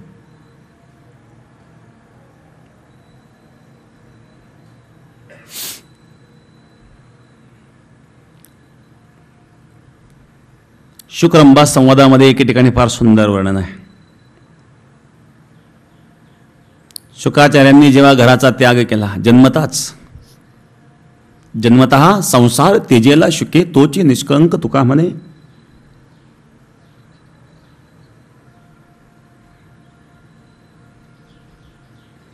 यम प्रवजंत मनुपेत मपेत कृत्यम द्वैपायन विरह कात्र आजुहाव पुत्रेति तन्मय तया तरोभिनेदो तम सर्वभूत हृदय मुनिमानतोस्मि. पुत्र पुत्र म्हणून व्यास त्यांच्या पाठीमागं पळत होते, परंतु शुकाचार्यांनी मागं वळून पाहिलं नाही. हे वैराग्य ज्यांचं आहे. शुकाचार्य ध्यान करीत असताना शुकाचार्यांची तपस्या भंग करण्याकरता रंभा आली. शुकाचार्य ध्यानग्रस्त होते, ध्यानामध्ये तल्लीन होते, एकाग्र होते. आणि समोर रंभा आली. रंभा म्हणले, शुका डोळे उघडून बघ. मार्गे मार्गे नूतन च्यूत खंडम खंडे खंडे कोकिलानाम विरावह. रावो रावो मानिनी मानभंगो भंगे भंगे मन्मथ पंचबाणः.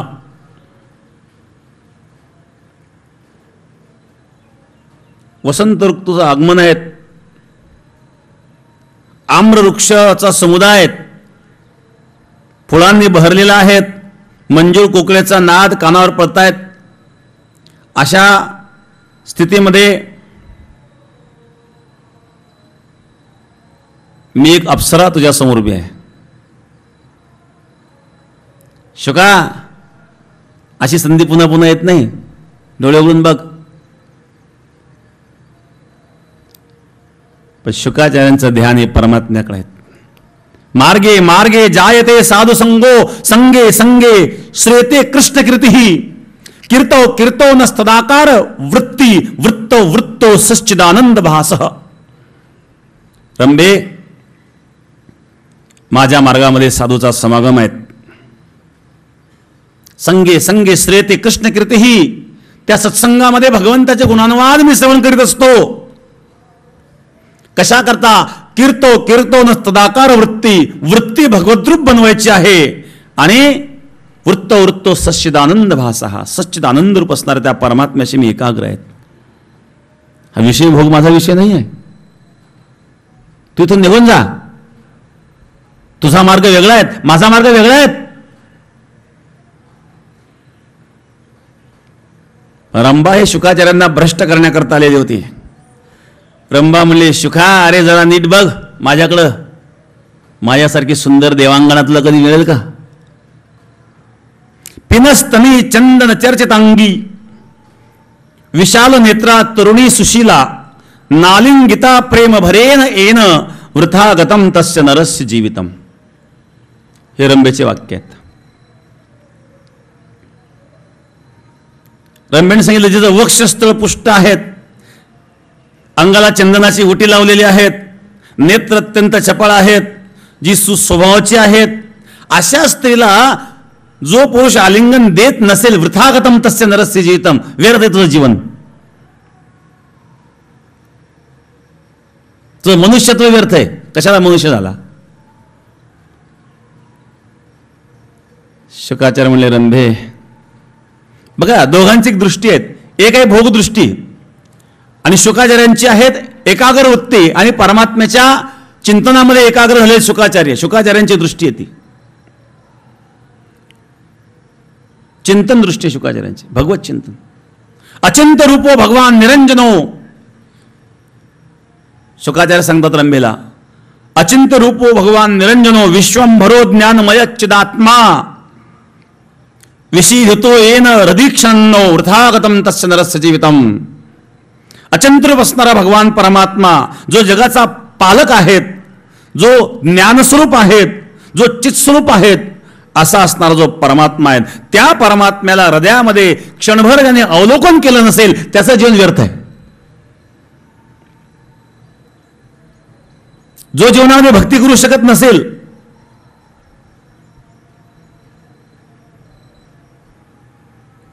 त्याचं काय जीवन आहे?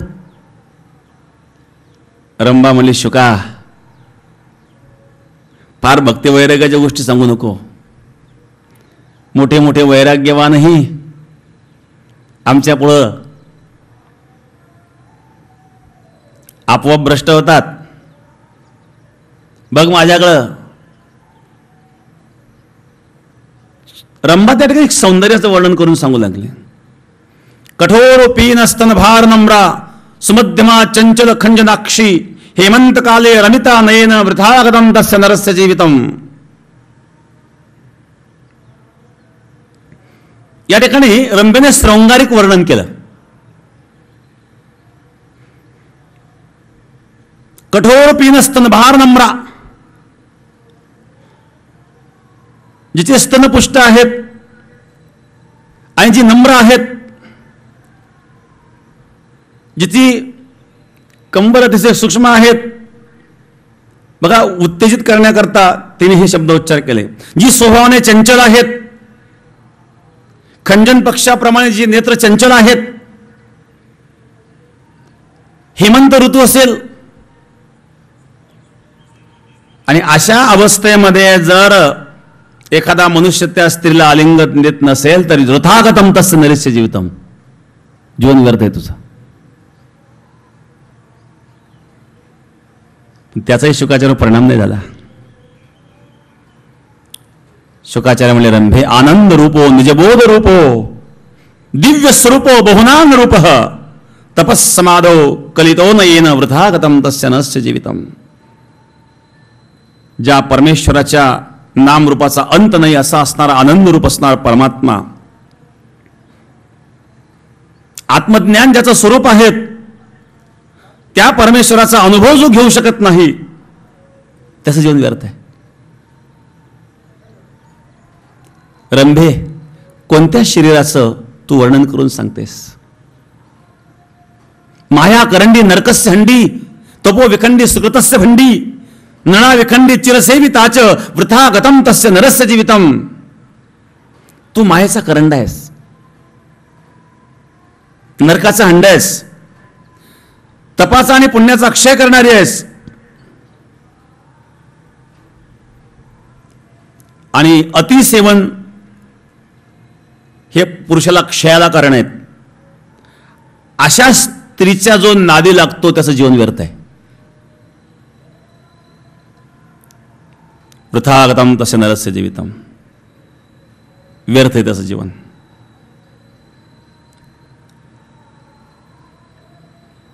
रंभा म्हणली, शुका, ज्या शरीराचं तू वर्णन करतोय ना, माया करंडी नरकसंडी तपोविखंडी सुकृतस्य भंडी, तसं शरीर माझं नाही आहे. मी स्वर्गातले देवांगना आहेत, मृत्यूलोकातला हालामासाचं माझं शरीर नाही आहेत. रक्त रेत दुर्गंधी जंतू नरक मुताने भरले रे, अशी जी शरीररूपी घोंगडी आहेत ना, त्याचं माऊलीने वर्णन केलं, तसं शरीर माझं नाही आहेत. मी दिव्य शरीर धारण केलेली एक स्त्री आहे. उदर फाडून दाखवलं, उदरातून सुगंध यायला लागला. शुकाचार्य म्हणजे चुकलो रंभे, लवकर कळालं असतं तर मी तुझ्या उदरी जन्म घेतला असता. मातेच्या उदर कोहरी पचवून विष्ठेच्या दातरी उकळून नवमासवरी जन्म जन्मोनी मरती. मातेच्या उदरामध्ये मलमूत्रामध्ये मी राहिलो. तू एवढी पवित्र आहे कळालं असतं तर मी तुझ्या उदरी जन्म घेतला असता. एवढे प्रयत्न रंभेने केले, परंतु शुकाचार्यांवर त्याचा काहीही परिणाम झाला नाही. हे वैराग्य आहेत, ही वैराग्याची दृढता आहेत. आणि वैराग्य निवा भयम, जिथं वैराग्य आहे तिथं अभय आहेत. मग संसारामध्ये प्रत्येक ठिकाणी भय आहेत. वैराग्य निवा भयम, सर्वं वस्तु भयावहम भूय नृणाम वैराग्य मेवा भयम.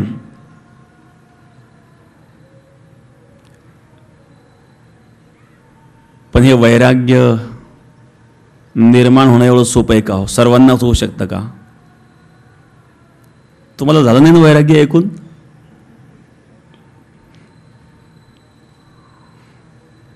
वैराग्य निर्माण होण्याकरता जिज्ञासा पाहिजे बरं का. जिज्ञासा नसेल तर वैराग्य कसं काय निर्माण होईल? म्हणून जिज्ञासा एक वृत्ती आहे.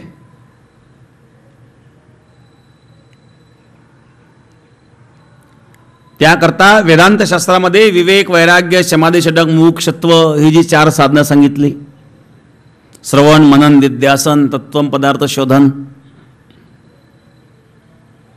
हे जीवनामध्ये कशा करतायत? हे वैराग्य निर्माण होण्याकरतायत. तर विवेकयुक्त वैराग्य निर्माण व्हावं. विवेक चूडामणी ग्रंथामध्ये आद्य शंकराचार्यांनी फार सुंदर वर्णन केलेलं आहे. विवेकिनो विरक्तस्य शमादि गुणशालिनः मोक्षोरेव हि ब्रह्म जिज्ञासा योग्यता मता. विवेक चूडामणी विवेक, वैराग्य, नित्य आणि अनित्य जाणण्याची क्षमता जर आपल्यामध्ये नसेल त्याला वैराग्य निर्माण होऊ शकत नाही. अगोदर विवेक महत्वाचा आहे. विवेक वैराग्य निर्माण झाल्याशिवाय अभय ही स्थिती प्राप्त होणार नाही. कारण अभय जे आहेत हे सत्वगुणाचं लक्षण आहेत, दैवी संपत्तीमध्ये आहेत. आणि म्हणून अभय हा जो शब्द भगवंतांनी या ठिकाणी वापरलाय, अभयम सत्व संशुद्धेर ज्ञानयोग व्यवस्थिती,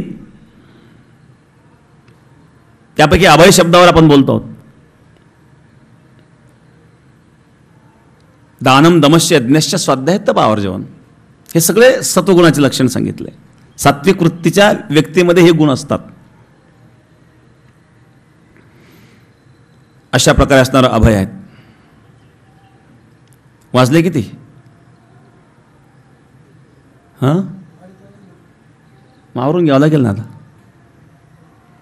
2:30च्या पुढं टाईम झालेला आहे. राहिलेल्या विषयात चिंतन आपण नंतर बघू. कारण शेवटी वैराग्य निर्माण होण्याकरिता काय आवश्यक आहे आणि वैराग्य म्हणजे काय, वैराग्याचे प्रकार किती बघू आपण उद्या. एकेंद्रिय वैराग्य, वशीकार वैराग्य, व्यतिरेक वैराग्य, यतमान वैराग्य, व्यतिरेक वैराग्य, एकेंद्रिय वैराग्य आणि वशीकार वैराग्य हे अपर वैराग्याचे 4 प्रकार सांगितले. त्यामध्ये वशीकार वैराग्याचे पुन्हा 3 प्रकार आहेत. मंद वैराग्य, तीव्र वैराग्य, तीव्रतर वैराग्य. बघू उद्या आपण. अभयम सत्व संशुद्धिर ज्ञान योग व्यवस्थित ही दानम दमश्च यज्ञश्च स्वाध्याय स्तप आर्जवम. सद्गुरू योगीराज गंगागिरी महाराजांच्या कृपेने, सद्गुरू श्री नारायणगिरी महाराजांच्या आशीर्वादाने आणि असणारा हा 173वा अखंड हरिनाम सप्ताह, या सप्ताहाचा आजचा 3रा दिवस आहे. प्रवचनाचं 2रं वाक्पुष्प.